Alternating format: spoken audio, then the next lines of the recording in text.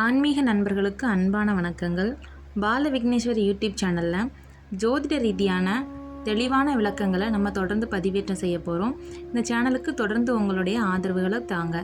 இன்றைக்கி முதல் வீடியோவாக நம்ம பார்க்க போகிறது யாருக்கு அழகான மற்றும் ஒழுக்கமான மனைவி அமைவார் அப்படிங்கிறத பார்க்கலாம். வாங்க வீடியோக்குள்ளே போகலாம். பொதுவாகவே ஒரு ஜாதகருக்கு மனைவி ஸ்தானம் அப்படிங்கிறத 7ஆம் இடத்தை வச்சு தான் நம்ம பார்ப்போம். இந்த 7ஆம் இடத்துல எந்த கிரகம் இருக்குது, சுபத்துவமா பாபத்துவமா, இதை வச்சு தான் நம்ம மனைவி ஸ்தானத்தை கணிக்க முடியும். இப்போ உங்கள் ஜாதகத்தில் 7ஆம் வீட்டு அதிபதி நட்பு வீட்டில் இருக்கிறாரா, பகை வீட்டில் இருக்கிறாரா, இல்லை ஆட்சியாக இருக்கிறாரா, உச்சமாக இருக்காரா, இல்லை மறைவு ஸ்தானத்தில் போய் மறைஞ்சிருக்காரா அப்படிங்கிறத தெளிவாக பார்க்கணும். இது இல்லாமல் இந்த 7ஆம் வீட்டு அதிபதி பாவக்கிரகங்களோட சேர்ந்துருக்கிறாரா, அப்படி இல்லைன்னா பாவக்கிரகங்களால் பார்க்கப்பட்டு பாதிக்கப்பட்டிருக்காரா அப்படிங்கிறத தெளிவாக பார்க்கணும்.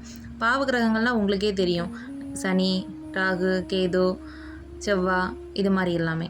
இது எல்லாத்தையும் தாண்டி முக்கியமாக உங்கள் ஜாதகத்தில் சுக்கிரன் எப்படி இருக்கிறாரு, அவர் இதே மாதிரி நட்பு வீட்டில் இருக்கிறாரா, பகை வீட்டில் இருக்கிறாரா, இல்லை பாவக்கிரகங்களோட சேர்ந்துருக்கிறாரா, பாவக்கிரகங்களால் பார்க்கப்பட்டு பாதிக்கப்பட்டிருக்கிறாரா அப்படிங்கிறத ரொம்ப தெளிவாக பார்க்கணும்.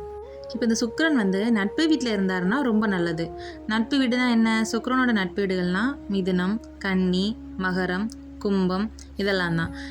இதுலேயும் இந்த நட்பு வீடுகளில் இருக்க சுக்கிரனை குருவோ அல்லனா வளர்பிறை சந்திரன், பௌர்ணமி சந்திரன் இவங்க பார்த்தாங்க அப்படின்னா சுக்கிரன் சுபத்துவமாக இருக்கிறாருன்னு அர்த்தம்.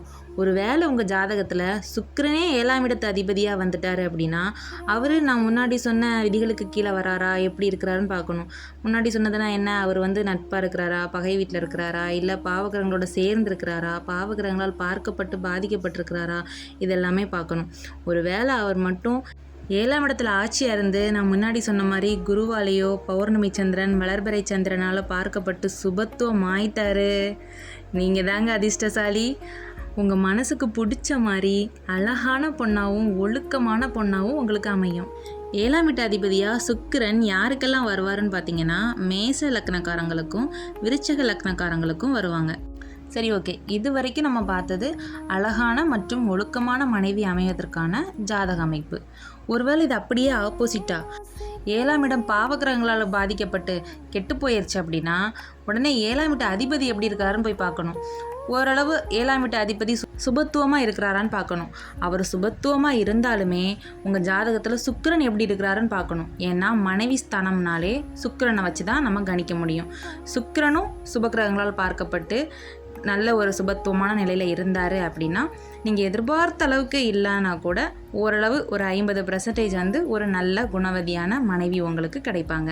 ஒரு வேளை அன்ஃபார்ச்சுனேட்லி 7ஆம் இடமும் கெட்டு 7ஆம் இடத்தை அதிபதியும் கெட்டு சுக்கிரனும் நல்ல நிலையில் இல்லாமல் இருந்துச்சு அப்படின்னா நீங்கள் என்ன நினைக்கிறீங்களோ அதுக்கு அப்படியே நேர் ஆப்போசிட்டான ஒரு மனைவி வருவா. இதை யாராலையும் மாற்ற முடியாது. சரி, ஓகே, எல்லாமே கூடி வந்துருச்சு, நல்ல அழகான ஒழுக்கமான மனைவி வந்துட்டால் மட்டும் சந்தோஷமாக இருந்துட முடியுமா அப்படின்னா இங்கே தான் ஒரு முக்கியமான ஜோதிட சூட்சமாக ஒளிஞ்சிருக்கு. அதுக்கு நம்ம 2ஆவது இடத்த பார்க்கணும். ஏன்னா 2ஆவது இடம்தான் குடும்பஸ்தானம். குடும்பஸ்தானத்தை பற்றின தெளிவான விளக்கத்தை நம்ம நெக்ஸ்ட் வீடியோவில் பார்க்கலாம். மேலும் உங்களுக்கு சுய ஜாதகம் பார்க்க விருப்பம் இருந்தால் ஸ்க்ரீனில் தெரியக்கூடிய நம்பருக்கு தொடர்பு கொண்டு முன்பதிவு பெற்றுக்கொள்ளுங்கள். இந்த வீடியோ உங்களுக்கு பிடிச்சிருந்து அப்படின்னா லைக் பண்ணுங்கள், ஷேர் பண்ணுங்கள், கமெண்ட் பண்ணுங்கள். மேலும் இதுபோல் ஜோதிட விளக்கங்கள் தெரிஞ்சு கொள்ள மறக்காமல் நம்ம சேனலை சப்ஸ்கிரைப் பண்ணிக்கோங்க.